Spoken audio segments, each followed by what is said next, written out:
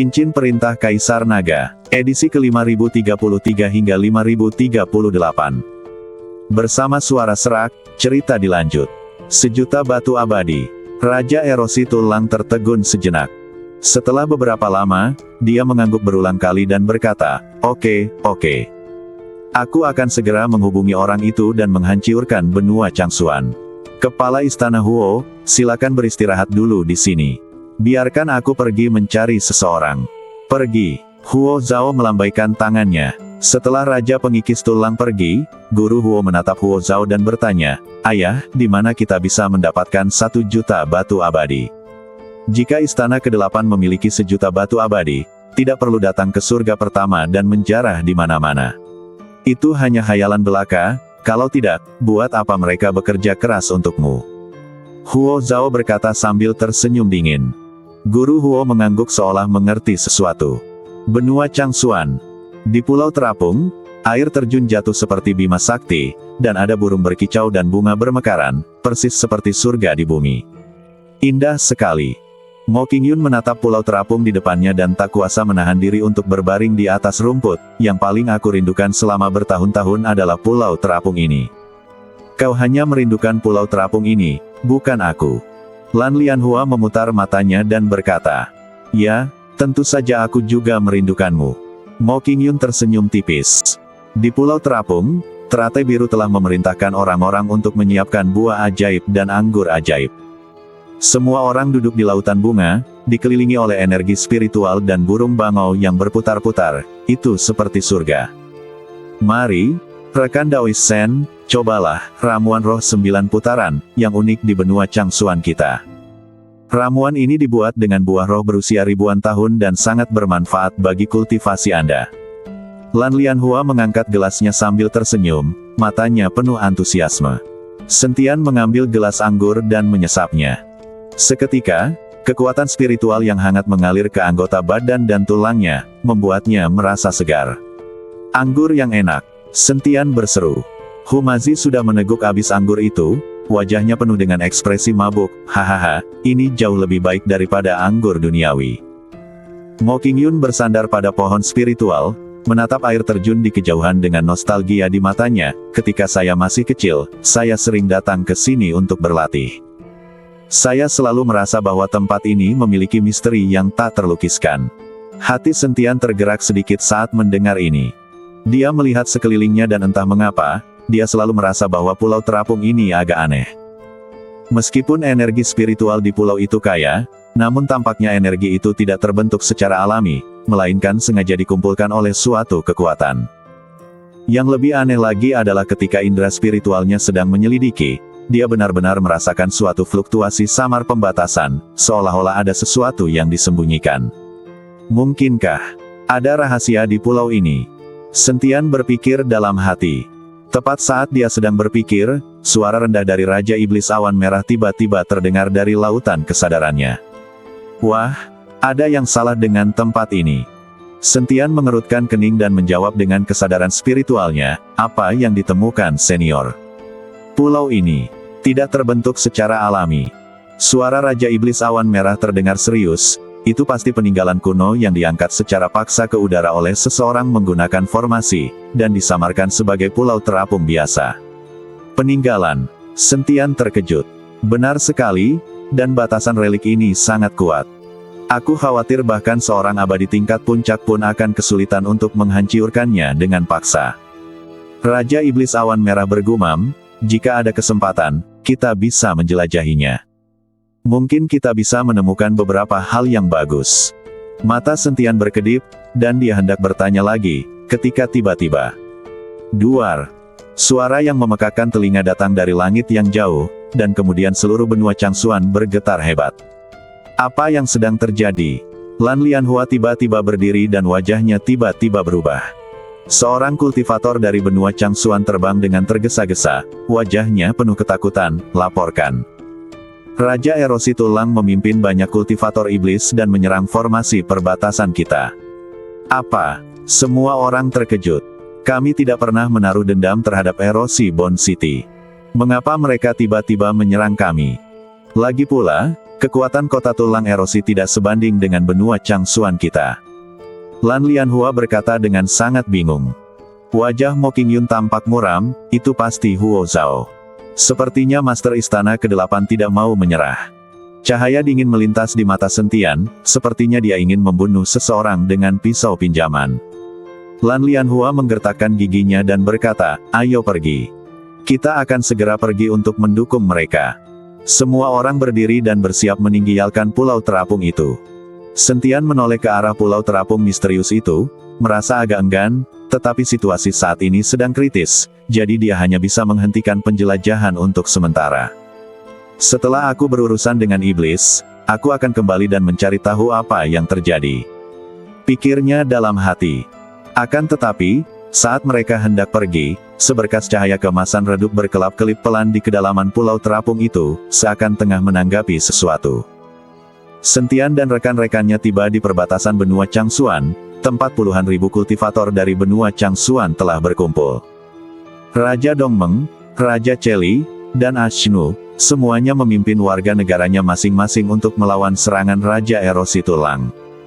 Ketika Sentian dan anak buahnya tiba, mereka melihat kegelapan tak berujung membumbung tinggi di langit. Kehampaan itu dipenuhi awan gelap, dan seluruh langit dan bumi dipenuhi aura pembunuhan. Apakah Raja Pengikis Tulang ini gila? Mengapa dia bertarung sampai mati dengan kita? Wajah Ashnu penuh kebingungan. Dia memegang kapak perang erat-erat di kedua tangan, menunggu pertempuran tiba. Banyak kultivator dari benua Changsuan juga membuka mata lebar-lebar, menahan napas, dan memegang senjata di tangan mereka. Meskipun ada puluhan ribu pendeta di medan perang, tidak ada suara sama sekali.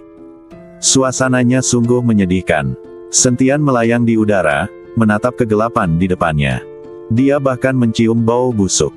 Perang akan segera meletus. Benua Changsuan telah mengalami penyerangan kota Feihu, penyerangan 8 istana, dan kini ada penyerangan kota Sigu. Setiap kali, benua Changsuan mendapat pukulan berat. Benua Changsuan, yang awalnya memiliki ratusan ribu kultivator, kini hanya dapat menampung puluhan ribu orang. Para kultivator di benua Changsuan, merasakan napas kematian di sekeliling mereka, semuanya memasang ekspresi serius, dan beberapa bahkan tanpa sadar mulai gemetar di kaki mereka. Aisyah juga ada di antara kerumunan itu. Meskipun dia adalah putri suatu negara, di saat kelangsungan hidup seluruh benua, bahkan Xuan Fei telah maju. Siapakah dia? Seorang putri. Gemuruh. Dalam kegelapan, akhirnya ada gerakan, bumi mulai bergetar, aura teror di kejauhan terus meningkat, dan kabut hitam melonjak seperti banjir. Bersiaplah. Teratai biru meraung, dan semua pembudidaya di benua Changsuan bersiap.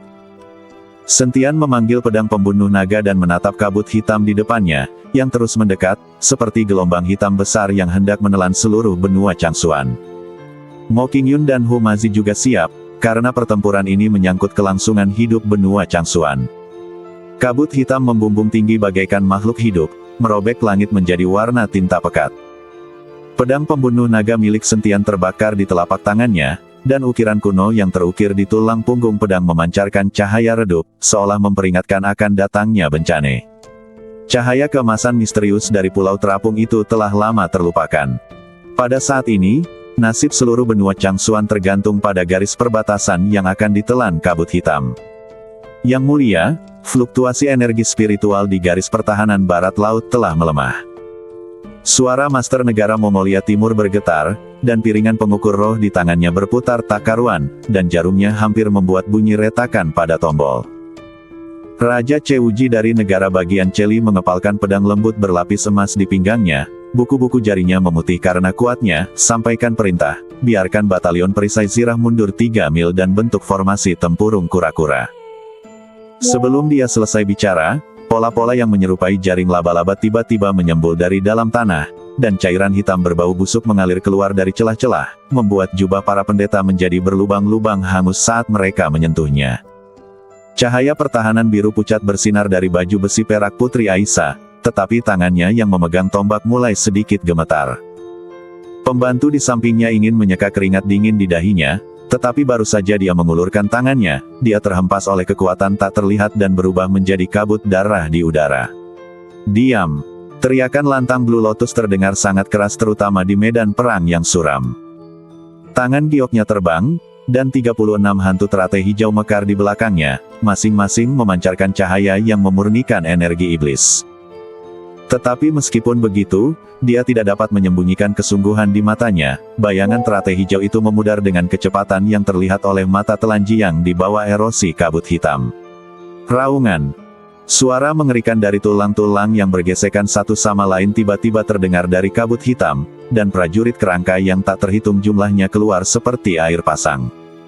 Api hijau hantu berkedip-kedip di rongga mata para prajurit kerangka ini, dan tanda-tanda hitam aneh terjerat di tulang-tulang mereka.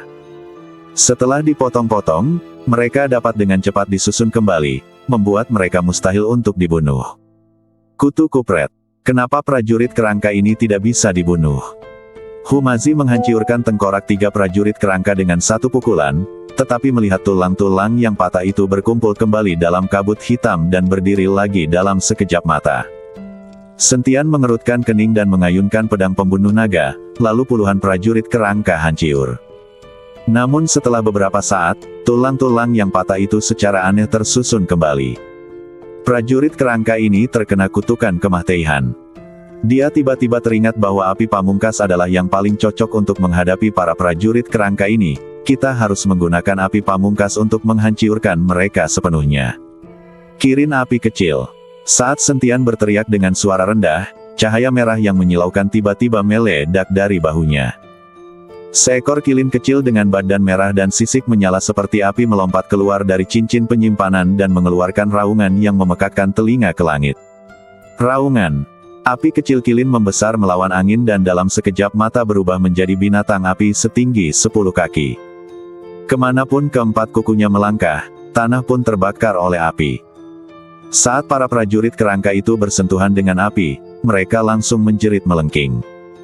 Tanda hitam pada tulang mereka terbakar dengan suara mendesis dan akhirnya berubah menjadi abu. Kerja bagus. Melihat ini, Mo Qingyun segera memerintahkan para biksu untuk membentuk formasi pertempuran dan memimpin prajurit kerangka ke dalam jangkauan api kirin api. Akan tetapi, saat situasi pertempuran mulai sedikit membaik, gelombang yang menggetarkan jantung tiba-tiba datang dari kedalaman kabut hitam. 12 boneka tulang setinggi 100 kaki perlahan muncul dari kabut. Masing-masing terbuat dari kerangka ribuan pendeta, dan api hijau hantu berkedip-kedip di rongga mata mereka yang kosong. Tanah di bawah kaki boneka tulang itu membusuk inci demi inci, dan jamur berwarna merah darah tumbuh lebat dimanapun ia lewat. Lendir yang menetes dari tutup payung mengikis tanah menjadi lubang tanpa dasar. Prajurit jahat Raja Pengikis Tulang. Teriakan ketakutan terdengar di antara kerumunan.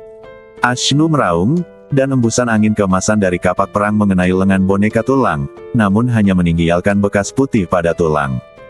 Lebih banyak boneka tulang mengangkat pisau tulang di tangan mereka. Racun sihir berwarna ungu tua mengembun pada bilah pisau. Sebelum bilah pisau itu tiba, kulit para pendeta di barisan depan sudah mulai bernanah. Garis pertahanan benua Changsuan tiba-tiba menjadi kacau, para kultivator bertarung sendiri-sendiri, dan formasi yang awalnya rapi pun hancur berkeping-keping. Pedang di tangan Mo Qingyun membentuk lapisan es, membekukan badan bagian bawah ketiga boneka tulang. Namun dalam sekejap mata, boneka tulang itu menghancurkan lapisan es, dan taji tulang tumbuh lagi di kaki mereka yang patah. Kita tidak bisa terus seperti ini. Sentian merasakan hawa dingin di hatinya saat dia melihat garis pertahanan yang sedang dipadatkan. Dia tiba-tiba menyadari bahwa meskipun gerakan boneka tulang itu lambat, mereka selalu bergerak dalam pola tertentu. Setelah mengamati dengan saksama sejenak, pupil matanya tiba-tiba mengecil. Boneka tulang ini sebenarnya membentuk semacam formasi sihir kuno. Di tengah formasi, kabut hitam mengembun menjadi wajah manusia yang besar, yang merupakan wajah Raja Erosi Tulang yang ditutupi dengan bintil-bintil busuk. Semut Changsuan, hari ini adalah kiamatmu. Formasi surga pemakan tulang iblis, aktifkan. Dalam sekejap, ke-12 boneka tulang itu meraung pada saat yang sama, dan pisau-pisau tulang saling terkait di udara membentuk jaring pisau yang menutupi langit dan matahari. Semua jamur darah di tanah meledak, melepaskan kabut beracun yang menyesakkan. Para kultivator benua Changsuan berjuang mati-matian di tengah kabut beracun, senjata sihir pertahanan mereka meledak satu demi satu, dan teriakan pun terdengar satu demi satu. Pedang lembut Raja Celi terpotong oleh pisau tulang, meninggalkan luka yang dalam di dadanya di mana tulangnya dapat terlihat. Tombak Aisyah berkarat dan berlubang-lubang, dia terhuyung dan jatuh ke tanah, dan hampir hancur berkeping-keping oleh boneka tulang itu. Formasi teratai hijau milik teratai biru runtuh sepenuhnya. Dia memuntahkan seteguk darah, dan saat dia tersapu oleh kabut hitam, dia melemparkan jimat giok ke arah Sentian dengan sekuat tenaga. Saat Sentian menangkap jimat giok itu, informasi yang tak terhitung jumlahnya membanjiri pikirannya. Ini adalah teknik pedang kuno yang diwariskan oleh Master Blue Lotus. Seseorang perlu menggunakan esensi dan darahnya sendiri sebagai pemandu dan memadatkan seluruh kekuatan spiritual badan menjadi sinar pedang sepanjang 3 inci, sehingga dapat menembus semua rintangan jahat di dunia. Namun harga yang harus dibayar dengan menggunakan pedang ini ialah ia akan menguras vitalitas sang kultivator, dan sekalipun berhasil, ia akan menjadi lumpuh. Ayo bertarung. Sentian menggigit lidahnya dan menyemprotkan darah ke pedang pembunuh naga. Badan pedang itu mengeluarkan suara nyaring bagaikan auman naga, dan pedang yang awalnya sepanjang 3 kaki itu mulai terus memanjang hingga berubah menjadi bilah cahaya sepanjang 1000 kaki. Kemanapun energi pedang itu lewat, retakan hitam tercipta di angkasa. Tepat ketika formasi surga pemakan tulang iblis hendak rampung, Sentian melompat ke atas, dan bilah cahaya dengan momentum penghancur dunia menebas ke arah pusat formasi. Tawa Raja Erosi Tulang berakhir dengan tiba-tiba. Dia buru-buru mengumpulkan energi iblisnya untuk melawan, tetapi saat dia bersentuhan dengan cahaya pedang, seluruh badannya mulai hancur berkeping-keping. Kedua belas boneka tulang itu meledak menjadi bubuk tulang di seluruh langit pada saat yang sama, tetapi Raja Erosi Tulang di pusat formasi itu, bagaimanapun juga, adalah iblis pada tahap setengah langkah Mahayana. Meskipun dia terluka parah, dia masih memiliki kekuatan untuk melawan. Lengannya yang tersisa tiba-tiba membengkak dan berubah menjadi cakar hitam raksasa, yang langsung menuju jantung Sentian. Di saat kritis itu, pedang pembunuh naga milik Sentian tiba-tiba mengeluarkan cahaya warna-warni. Sentian meraung dengan anggun, "Dasar iblis kecil, beraninya kau bersikap begitu lancang." Bayangan naga emas terbang keluar dari pedang dan bertabrakan dengan cakar raksasa hitam. Fluktuasi energi yang dahsyat meratakan area seluas ratusan mil ke tanah, dan sebuah lubang pembuangan besar muncul di tanah. Saat asap dan debu menghilang, Raja Erosi Tulang telah menghilang, hanya meninggalkan tanda hitam yang diukir dengan rune aneh. Kemenangan. Para biksu yang selamat bersorak, tetapi sorak-sorai itu segera terganggu oleh krisis baru. Tentara sesungguhnya dari kota Erosi Tulang akhirnya muncul. Para prajurit iblis yang berdesakan rapat itu bagaikan gelombang hitam, membanjiri seluruh langit. Yang lebih mengerikan lagi adalah para prajurit kerangka yang dibakar menjadi abu oleh kirin api benar-benar mengembun kembali dalam kabut hitam, dan jumlah mereka beberapa kali lebih banyak dari sebelumnya. Bagaimana ini bisa terjadi? Wajah Mo Qingyun pucat, dan kekuatan spiritualnya hampir hilang. Sentian hampir tak dapat berdiri, bersandar pada pedang pembunuh naga. Meridiannya terputus karena penggunaan teknik pedang kuno, dan sekarang bahkan berdiri pun menjadi masalah baginya. Api di badan unicorn api kecil itu menjadi redup karena konsumsi yang berlebihan. Konsumsi terus-menerus membuat Sentian dan anak buahnya tidak dapat menahannya lagi. Pada saat putus asa ini, langit tiba-tiba menjadi gelap. Kegelapan yang lebih pekat dari kabut hitam menyelimuti seluruh medan perang, bahkan angin iblis yang menderu pun terhenti. Itu, Humazi membelalakan matanya dan menunjuk ke langit. "Saya melihat bayangan gelap perlahan muncul di atas awan. Binatang pemakan langit." Sentian sangat gembira. Dia tidak tahu kapan binatang penelan langit kecil ini, yang hanya tahu cara tidur sepanjang hari, keluar. Dengan tambahan binatang pemakan langit ini, Sentian merasa lega. Lagi pula, orang ini bisa melahap segalanya. "Telanlah mereka untukku, lahaplah semua iblis ini," kata Sentian pada si binatang kecil penelan langit. Namun siapa sangka bahwa binatang kecil penelan langit itu hanya menatap Sentian dan tidak melakukan gerakan apapun. "Wah, binatang pemakan langit ini tungganganku, bukan tungganganmu. Apakah ia akan mendengarkanmu saat kau memberinya perintah? Dan Anda harus menghormatinya. Bukan guguk Anda yang bisa Anda perintah." Suara Raja Iblis Awan Merah terdengar di benak Sentian, mengungkapkan ketidakpuasannya terhadap Sentian. Sentian tertegun sejenak, lalu dengan cepat mengubah ekspresinya. Ia berkata kepada binatang penelan langit kecil itu sambil tersenyum, "Saudara binatang penelan langit, tolong bantu aku menelan semua iblis ini." Tanpa diduga, setelah perkataan Sentian, binatang kecil penelan langit itu benar-benar membuka mulutnya yang besar yang mampu menelan gunung, dan menghisap para prajurit kerangka di langit. Wosh! Kekuatan hisap yang mengerikan membentuk pusaran angin hitam, dan puluhan ribu prajurit kerangka tertarik ke dalamnya. Tanpa sempat berjuang sedikit pun, ia tertelan ke dalam jurang tak berdasar. Yang lebih mengejutkan lagi adalah kutukan abadi pada para prajurit kerangka itu telah terhapus sepenuhnya di dalam perut binatang pemakan langit dan tidak akan pernah bisa terbentuk kembali.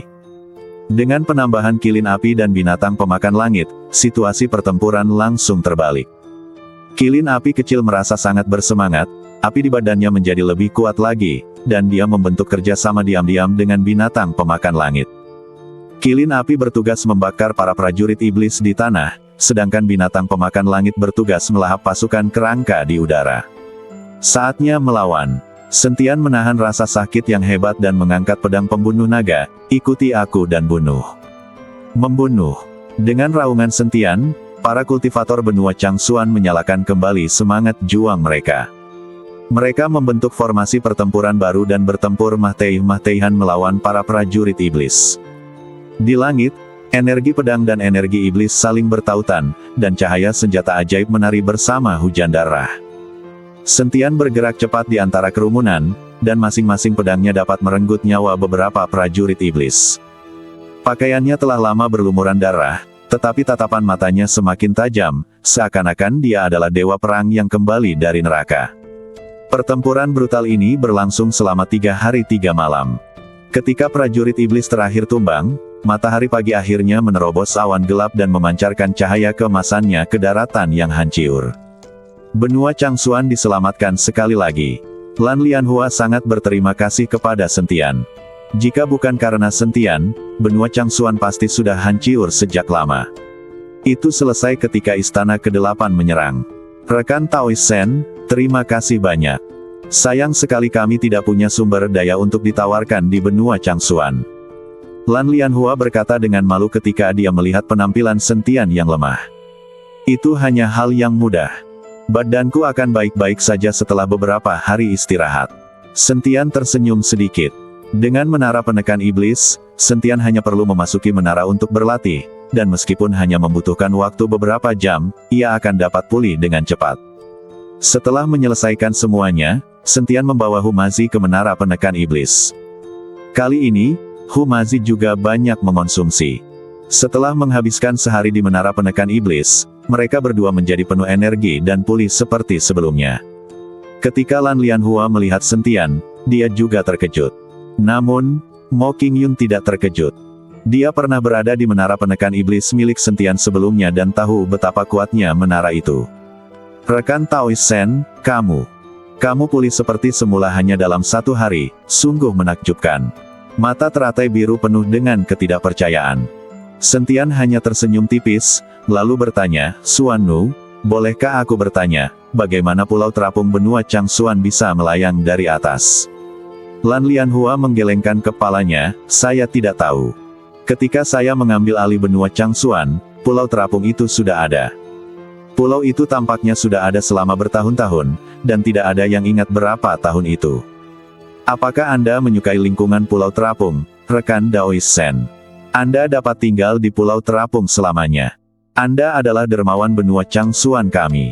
Bahkan jika Anda tinggal di pulau ini selamanya, tidak akan ada yang merasa tidak puas." Tidak, aku hanya penasaran. Aku tidak ingin tinggal di sana." Sentian melambaikan tangannya berulang kali. Sentian hanya ingin menjelajahi pulau terapung. Jika pulau terapung ini benar-benar peninggalan peradaban, dia akan menghasilkan banyak uang. Namun, tampaknya benua Changsuan tidak mengetahui bahwa pulau terapung ini adalah peninggalan.